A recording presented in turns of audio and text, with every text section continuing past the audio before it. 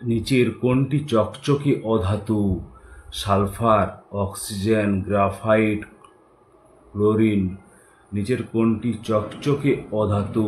Sulphur, oxygen, না graphite, না chlorine? সঠিক উত্তরটি হবে গ্রাফাইট, এটি চকচকে অধাতু। সবচেয়ে হালকা ধাতু কোনটি? লিথিয়াম, সোডিয়াম, ম্যাগনেসিয়াম, না বেরিলিয়াম? আমরা জানি সবচেয়ে হালকা ধাতু হলো লিথিয়াম। নিম্নলিখিতগুলির মধ্যে কোনটি ভৌত পরিবর্তন? ম্যাগনেসিয়ামের দহন, প্লাটিনাম তারের দহন, দাবানল, লোহায় মরচে পড়া। প্লাটিনাম তারের দহন এটি হলো ভৌত পরিবর্তন, তার কারণ এতে কোনো রাসায়নিক পরিবর্তন হয় না বা নতুন কোনো পদার্থ উৎপন্ন হয় না। রক্ত কী ধরনের মিশ্রণ?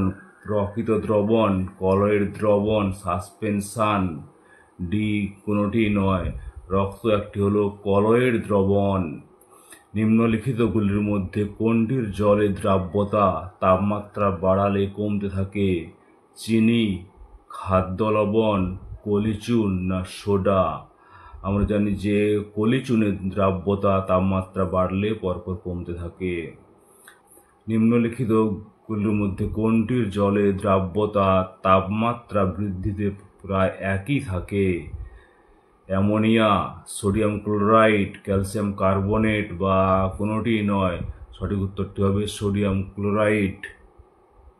চিনির দ্রাব্যতা দার্জিলিং এবং কলকাতায় কেমন হবে? দার্জিলিংয়ে কম কিন্তু কলকাতায় বেশি। কলকাতায় কম, দার্জিলিংয়ে বেশি, দুই জায়গাতে সমান। সঠিক উত্তরটি হবে দার্জিলিংয়ে কম, কলকাতায় বেশি, তার কারণ দার্জিলিংয়ে বায়ুর চাপ কম হয়। নেক্সট কোশ্চেন, ধোঁয়া হলো তরল অ্যারোসেল, উদ্গ্রাহী পদার্থ, জলাকর্ষী পদার্থ, না কঠিন অ্যারোসেল? ধোঁয়া হলো একটি কঠিন অ্যারোসেল। কলয়েড দ্রাবকণার ব্যাস কত? 10⁻⁵ থেকে 10⁻7 centimetre, 10⁻8 centimetre, 10⁻1 centimetre, D 10⁻4 centimetre বা তার বেশি? আমরা জানি যে কলয়েড কণার দ্রাবের ব্যাস 10⁻5 থেকে 10⁻7 সেন্টিমিটার। দ্রাব্যতার একক কি? Gram per cc, gram per degree Celsius per cc? নির্দিষ্ট একক নেই, শুধু সংখ্যা মাত্র। D kilogram per degree Celsius per cc? নির্দিষ্ট একক নেই, শুধু সংখ্যা মাত্র, এটি হবে সঠিক উত্তর। দ্রাব্যতার কোনো একক নেই, এটি একটি সংখ্যা মাত্র। নিচের কোনটি জলাকর্ষী পদার্থ? Ammonia, NH3, P2O5, phosphorus pentoxide, HCl, hydrogen chloride, না HI, হাইড্রোজেন আয়োডাইড? সঠিক উত্তরটি হবে ফসফরাস পেন্টক্সাইড, এটি একটি জলাকর্ষী পদার্থ। নিচের কোনটি একটি উদ্ত্যাগী পদার্থ? উদ্ত্যাগী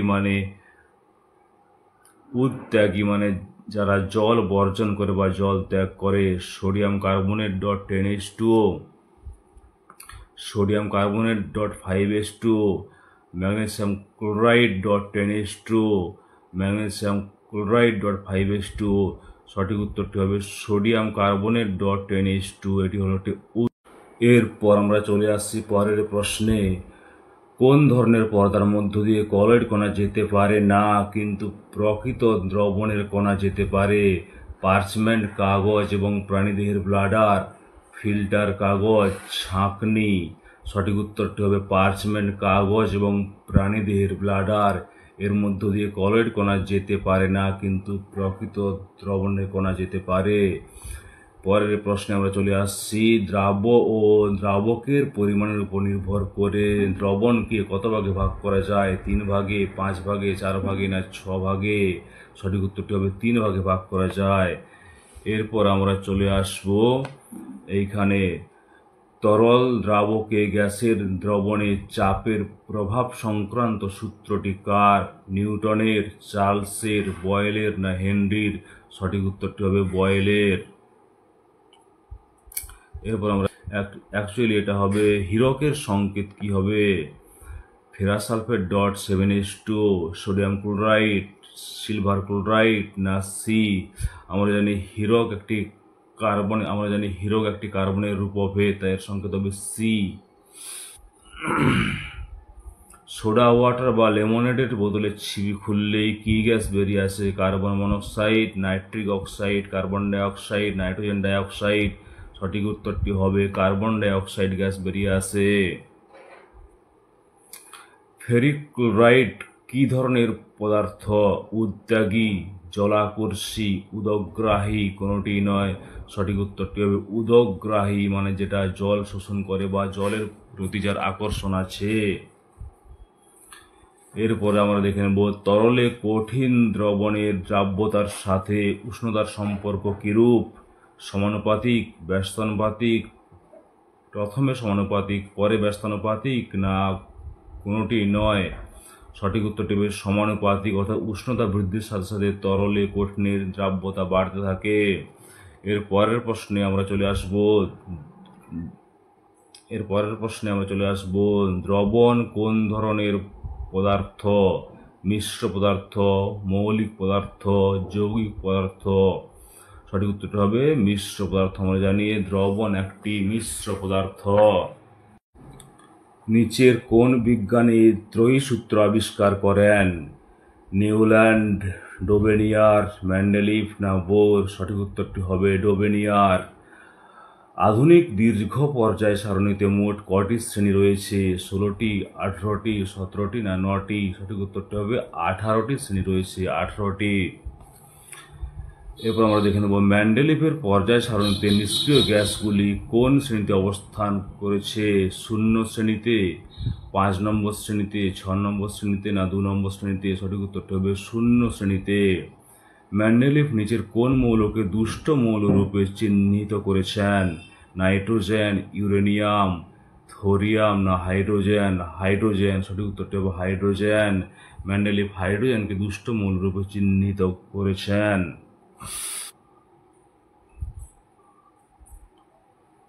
আধুনিক দীর্ঘ পর্যায় সারণীতে মৌলের সংখ্যা কত? 105, 109, 108, 110? সঠিক উত্তরটি হবে 109। বিরল মৃত্তিকা বা ল্যান্থানাইটস মৌলের সংখ্যা কত? 14, 15, 13 না 16? সঠিক উত্তরটি হবে 14। বিরল মৃত্তিকা মৌলের সংখ্যা হলো 14টি। অ্যাক্টিনাইটস মৌলের প্রধান ধর্ম কি?